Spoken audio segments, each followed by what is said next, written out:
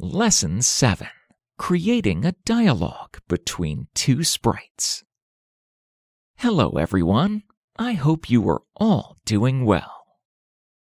In Lesson 7, we will explore how to create a dialogue between two sprites.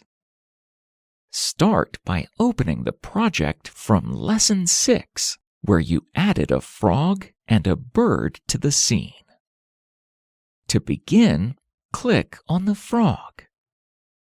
From the purple category, drag the Say block into the workspace and type the sentence, "Hi, how are you?" so that it will be displayed.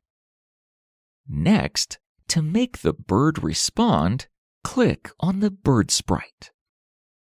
Add the wait block from the orange category and set the time to 2 seconds. This will ensure that the bird waits 2 seconds before responding.